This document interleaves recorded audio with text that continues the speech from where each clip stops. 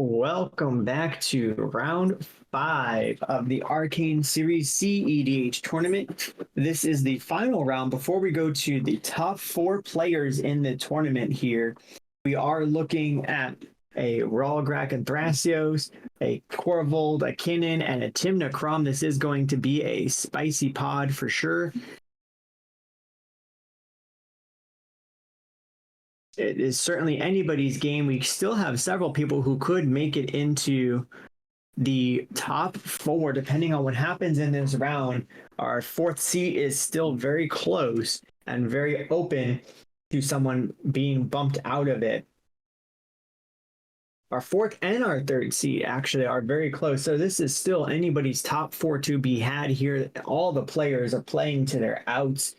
If you have not had a chance, please check us out on the various social media networks. We are Combat Step MTG on Instagram, Facebook, and Threads. You can check us out on YouTube, Twitter or X, and Twitch as Combat Step. And round 4 is underway here. They are resolving their mulligans at the table, getting ready to get started. It is certainly anybody's game to be had here. We've seen several Kinnan decks today.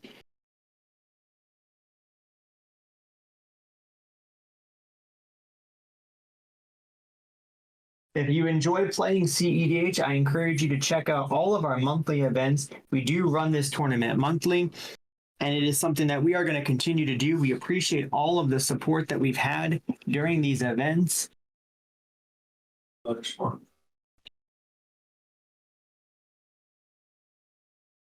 This round is going to determine who moves on to the top 4 of our tournament here. And we are super stoked for all of those players. And it looks like our mulligans have resolved, and we are going to get started here with this match.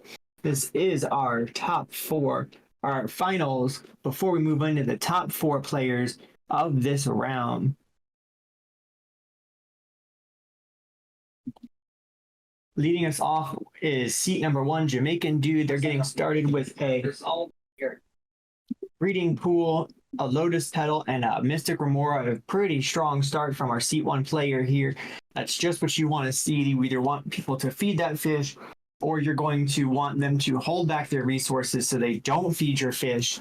Also playing our commander here, Rograkh, and passing the turn on over to Korvold, who is starting it off with a City of Brass. And then they're tapping that City of Brass, going into a Tinder Wall here, which is a nice piece for them, a great piece in their opening hand. Passing it on over to Kinnan, who plays a Breeding Pool. They do shock the Breeding Pool in, but they don't have a follow-up play. They pass the turn there. That gives you this illusion that potentially there is some sort of counter magic to be had. Into our seat 4, who is playing a command tower, and they are shipping the turn on over to Jamaican Dude, who is going to pay for their fish, leaving it stick around for one more turn, playing their fetch land and passing, seeing if they can get some advantage from this fish. The more you can drain the resources of the table, prevent them from playing their different cards, the better it is for the table. Or for you, rather. And we are seeing Kinnan play a Rejuvenating Springs, passing the turn on over to Seat 4. They're playing a Marsh Flats. They're going to crack it, take the damage, go get a land. And will they have any follow-up plays? Also, Jamaican Dude is going to go ahead and crack their fetch land, get those searches out of the way.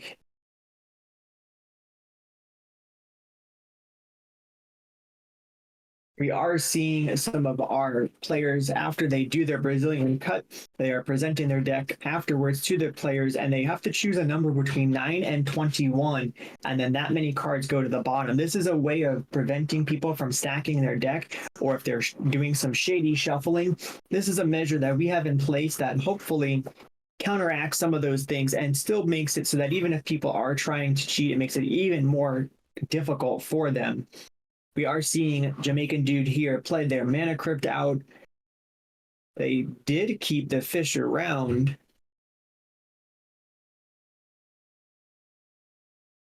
Hasn't been super great for them, but it has also put their opponents in a slow speed game kind of here while they continue to advance their board state. Very smart move to keep the fish around and try to drain the table, because they have not been hurt by paying those additional attacks to keep it around at all. Seat 3 is playing a command tower, debating on whether or not they're going to do any follow-up plays or potentially feed that fish. And they said, nope, not this time. And they continue to pass the turn on over to seat 4, who plays their Misty Rainforest, cracking it.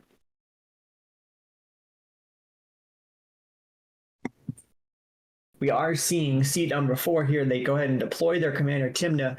Jamaican Dude pays the 3 to keep that fish around and continue to put some pressure on the table. I don't know how much longer these players are going to be able to not feed that fish, but they are going to go ahead and get out their second commander, Thrasios, here.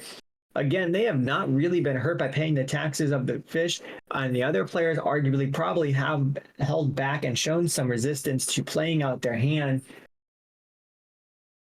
You don't want him to draw even more cards.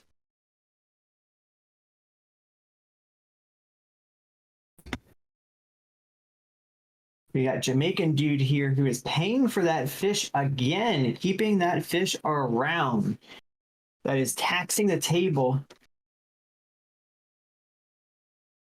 Keeping that fish around for 5 turns is really taxing the table and making them consider their plays. At the same time, if you have nothing better to do, that seems like an all right move to me to keep that thing around as long as you can, really making sure that your opponents are going to have to think about every choice they make. They're not going to want to dump their hand. However, as Kinnan player, for example, there's only so much that you are going to be able to do before you say, nope, I'm sorry, we're going to have to pay those taxes, or we're going to have to feed the fish because I just can't anymore. And that's exactly what Jamaican Dude is hoping for. He's hoping his opponents are going to be deciding whether or not they play cards or whether or not they're able to be taxed and do anything in this game while he slowly develops his own board state.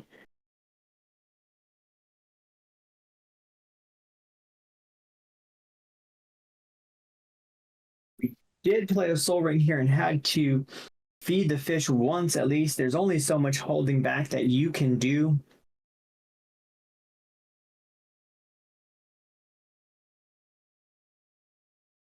We're on over to seat 4's turn here. They do have their Tymna for some card draw.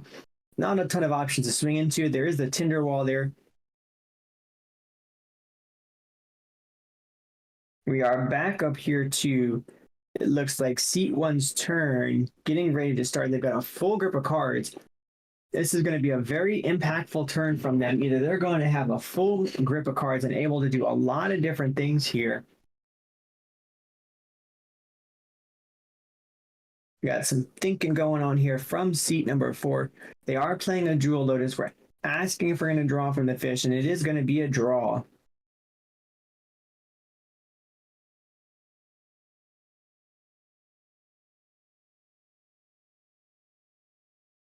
And then we're going to deploy our Kraum. If we go to combat here, that could swing in, do some nice damage, and as well as get some card draw, which is what you want. You need to start getting in this game at some point. With a Force of Vigor from seat 1, Ashani, Jamaican Dude here.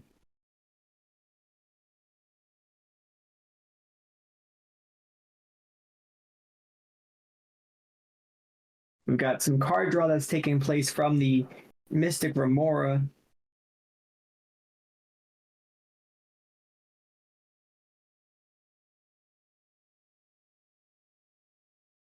At Force of Vigor, targeting the Soul Ring on the Kinnan player side. Popping the Mist as well as the fish and the Jewel Lotus are, the fish is going as well. Can't have anybody else competing for those card draws.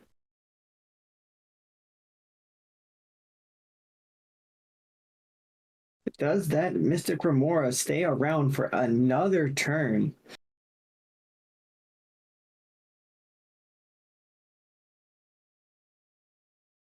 Going for a Worldly Tutor here.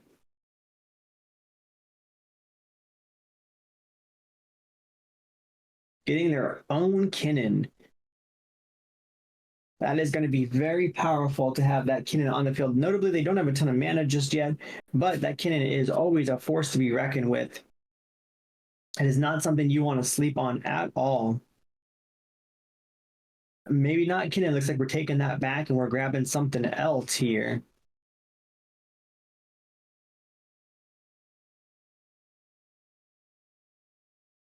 Instead, we're going to get a Phantasmal Image, which could become our own Kinnan or one of our other.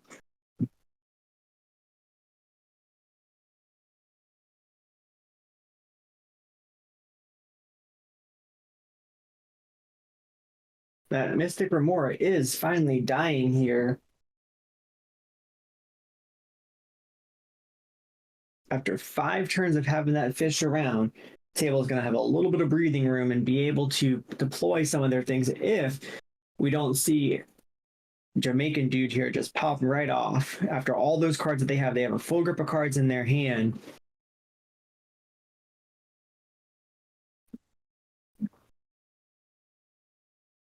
Deploying that Phantasmal Image on Jamaican dude's side here. And then the Relic of Legends, which is perfect for them.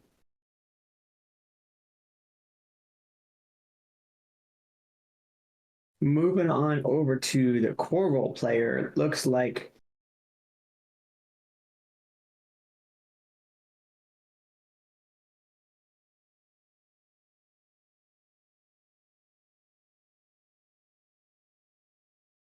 and there's a Mana Crypt.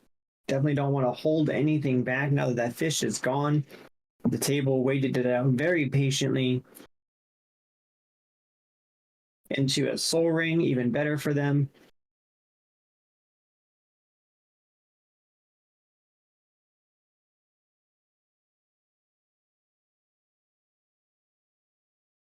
And into a Felwar Stone. That had to be painful for that Korvold player to hold up all that mana and not feed the fish.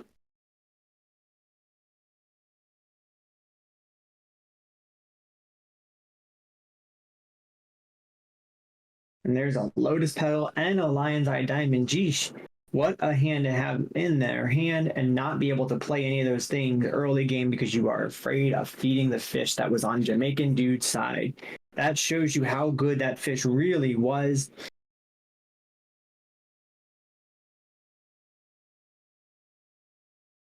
And we have a Korvold being deployed here from seat 2.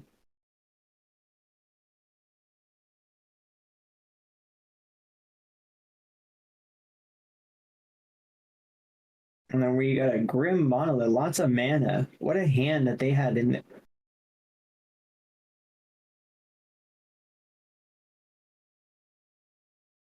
And we got Korvold passing the turn on over to Kinnan, who has Devoted Druid, which is a card that has recently found its way back into Kinnan and combos off very nicely with one of the Brothers' War artifacts for a very interesting combo.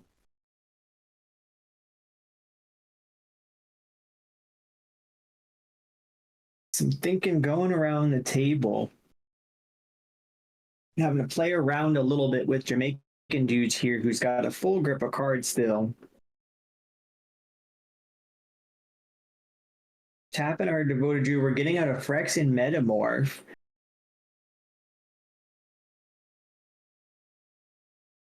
And a Llanowar Elf, just some more mana, some setup there on seat 3. It's a great position to be in.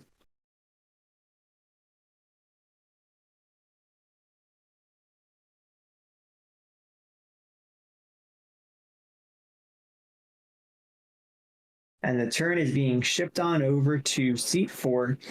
They're going to Krombat, smacking Jamaican dude with the Kraum.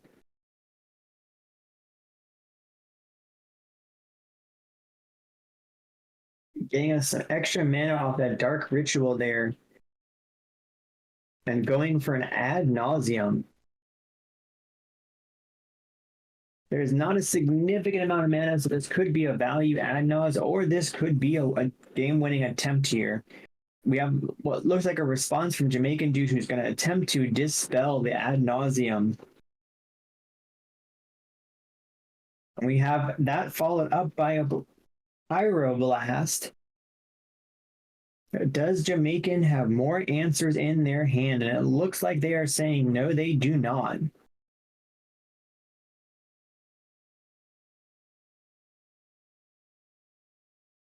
We're going to attempt to do some digging with our Thrasios, seeing if they can get anything from it. They are scrying that card to the bottom, and they're going to draw the top card, which is coming into play tapped. It is a fetch land. And then they're going to attempt to do another counter here. I believe that is a Hydroblast.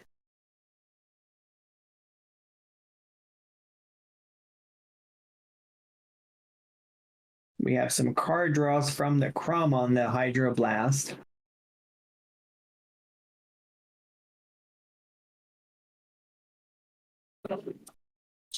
They Hydroblast. And it looks like the stack is resolving with ad nauseum being countered.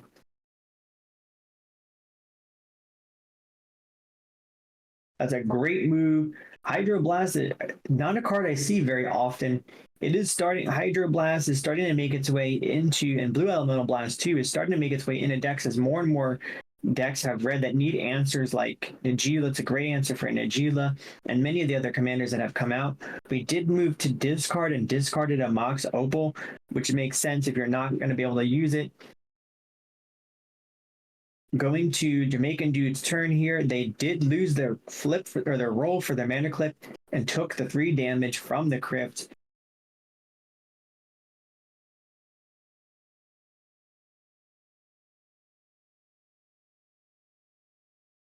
We get another clone being deployed, a Flesh Duplicate. One of the newer clones that we got out of the Doctor Who set. Clones are something that are seeing more and more play, and that tells you how much things like the Dockside Extortionist are extremely powerful. People were not really playing clones until that card became more and more prevalent in decks so they could clone it. You were seeing Phyrexian Metamorph and occasionally Phantasmal Image in certain decks. Now any deck that runs blue is running several of those clones because it is just something that is too good not to clone, and something that you see happen all the time. Even if you don't clone it, there are many other things that are worth cloning now. We have the Orcish Bowmasters, or even some other cards in people's decks that complement your own deck.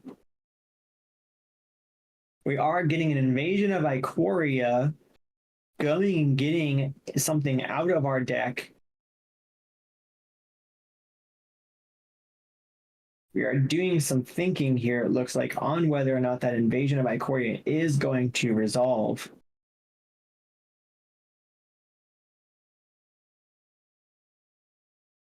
Or it looks like we're on seat number 4 was the answer, whether or not that is going to resolve, and they are going to show a Force of Negation, pitching Mnemonic Betrayal to try to stop that, followed up from Jamaican dude who's going to say nope with their Pact of Negation.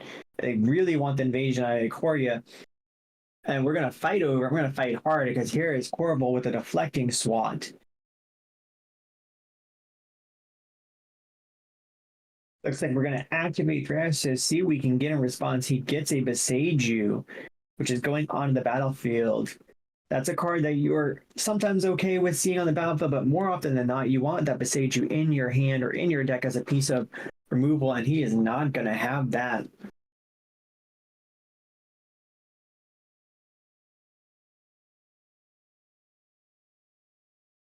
And we are getting a land off of what looks like another Thrasios activation here.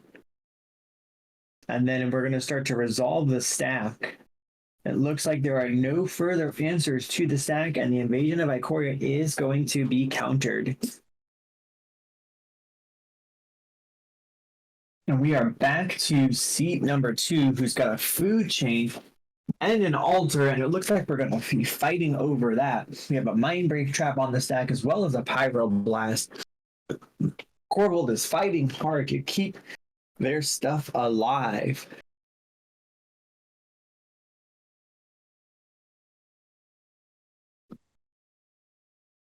And it looks like the counter war here was lost, and the food chain is not resolving. We are cracking the Lion's Eye Diamond here.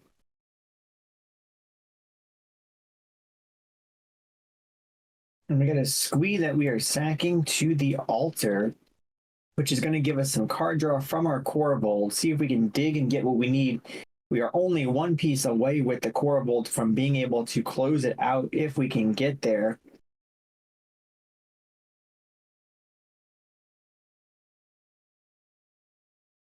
Korvold using their last little bit of mana to deploy a One Ring, which is great for them, going to give them some protection through the next round. Immediately tapping our One Ring to draw a card, seeing if we can get that card deeper than we need. And then we are passing the turn on over to Kinnan in seat 3.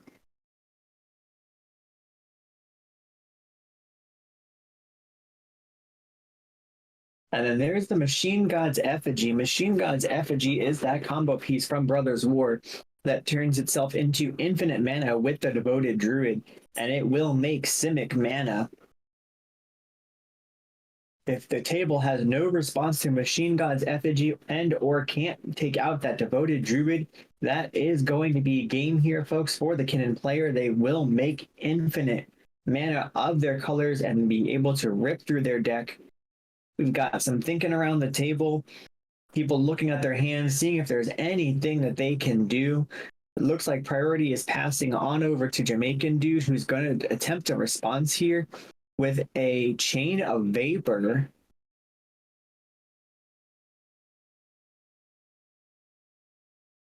We already know that the Korvold player has used their free spell. Their Deflecting Swat is in their graveyard.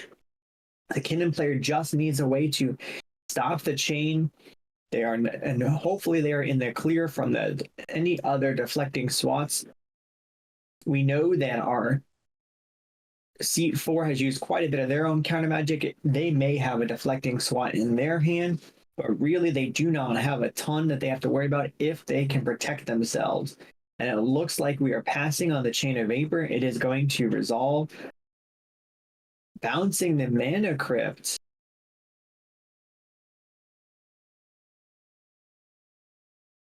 Sacking the Boseiju to copy it here.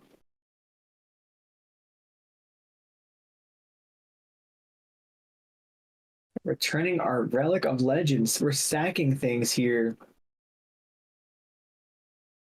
Interesting choices of things that are being sacrificed and returned back to our hand.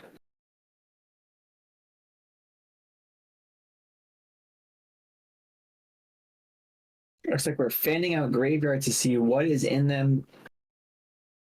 Potentially asking the question if they are free and clear to do what they need to do.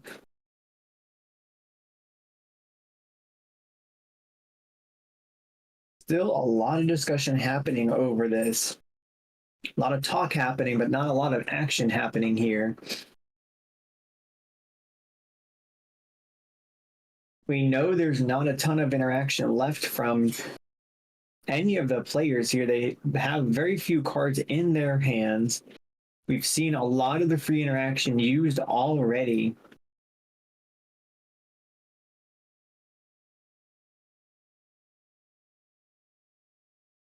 We have a Noxious Revival that is being shown by the Korvold player. We know they have a Deflecting Swat in their graveyard, but no way to get it back. They don't have a sack outlet to sack and draw. Nothing that is able to be sacrificed if they put it back to draw that deflecting slot. And it looks like we are putting with the Noxious Revival, perhaps the Lightning Bolt back out of a Jamaican dude's graveyard. And we're going to attempt to draw and perhaps cast a bolt to pop the Druid or the Kinnan here.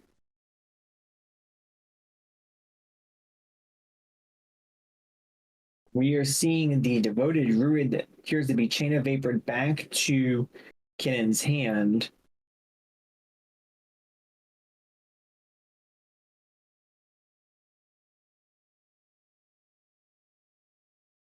They did float some mana in response to that.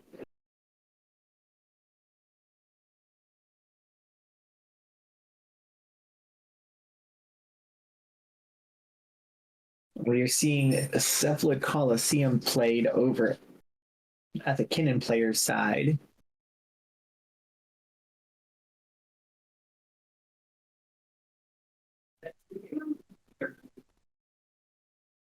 And then the Kinnan player is going to end their turn on the back of attempting a win and being shut down by the table, working together.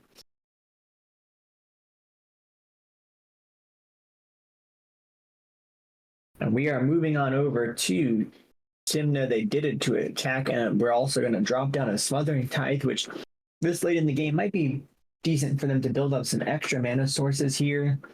A lot of people do have mana to be able to pay for at least one draw if they do.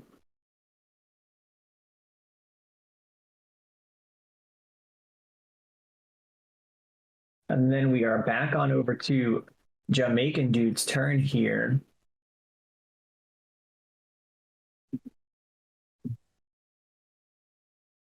We are just under 10 minutes left in this round. Is the pod going to be able to find somebody to win the game, or will this pod result in a draw? We have seen a win attempt stopped. We have seen a second win attempt stopped.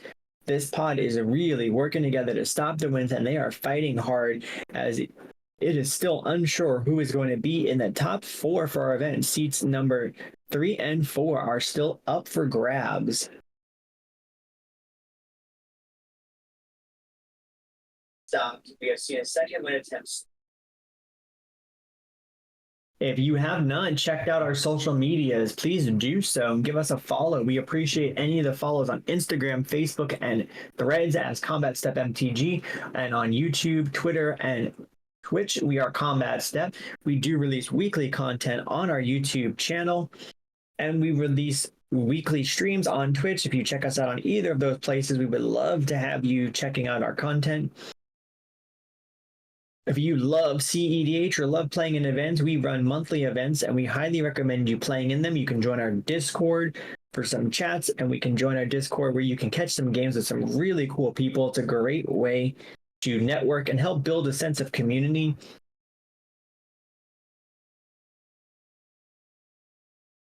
And we are seeing Jamaican dude here redeploy that Relic of Legends.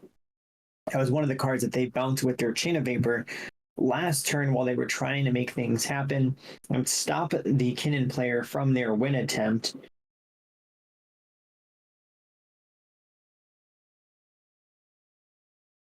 And now we're going to gamble and see if we can get something out of our deck, see if we can get lucky here.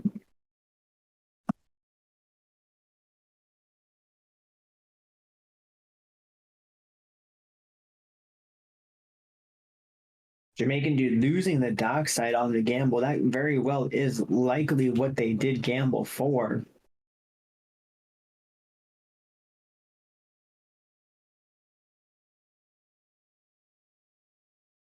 Looks like we got some fetching going on from Jamaican dude. A lot of talking as we are doing that in front of the table.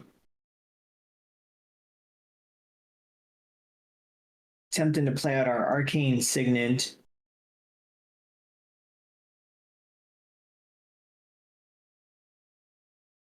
And we're passing the turn on over to Korvold.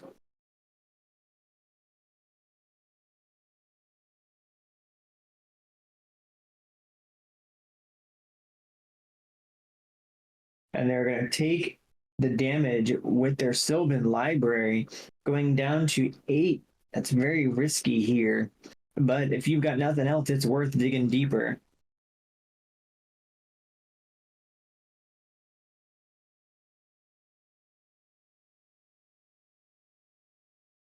We got Korvold playing their Mana Vault.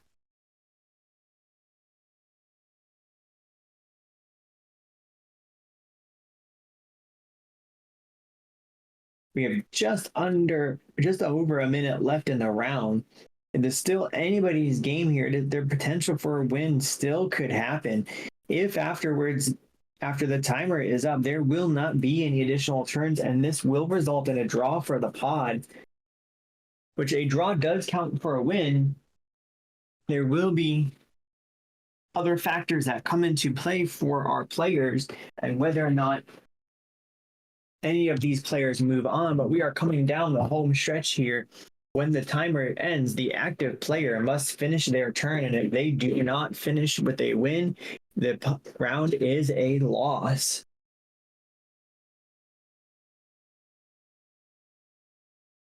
And it looks like we are passing the turn on to Kinnan, and it may be, if Kinnan cannot win, this is going to be a draw.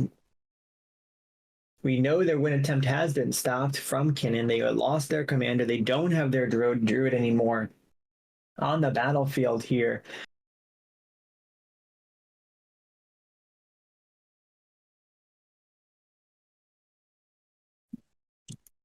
We have the Beseech the Mirror on the stack, which is another powerful card from the Korvold player. And that is time in the round, folks, here. So it looks like it is actually still the Korvold player's turn. If they do not win, then it is going to be a draw for this pod.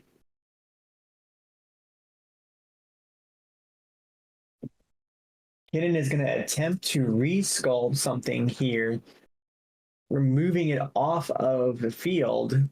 Is it going to be enough, though?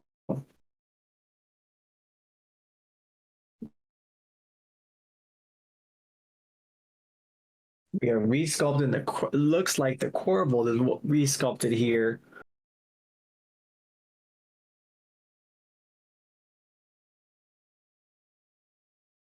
And there we have an Underworld Breach.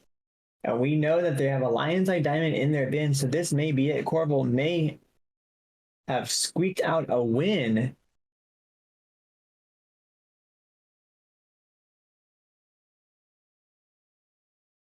Table is doing some hardcore thinking.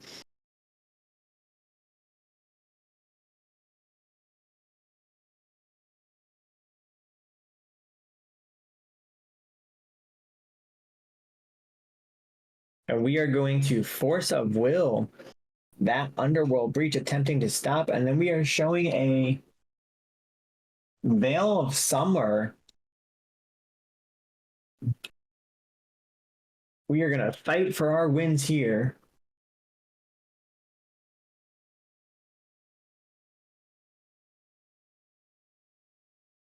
Table is checking their hands, seeing if there's any response, and it looks like we have Jamaican Dude who's going to respond with a Spell Snare on that, possibly hitting the Underworld Breach, likely hitting the Underworld Breach. But does Korvold have a path to victory here, or any way to interact with this? That is the question. If not, that is going to be a draw for this pod.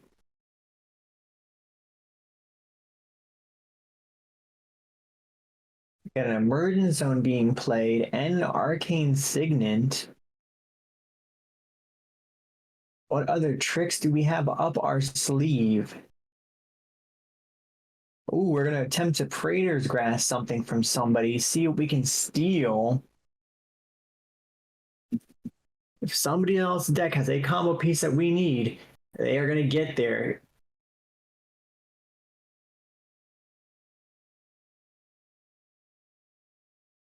And that's it, folks. It looks like the table is going to accept that as their win. Korvold pulls it off at the last possible minute, stealing something from somebody else's deck. What a nice way to take the win here. Our final round, our top 4 players will be coming up in a little bit, so stay tuned for that. While you're waiting, this is a great chance to check out some of our content on our YouTube channel and catch out some of our videos that we have uploaded. Stay tuned. The top 4 will be coming up momentarily.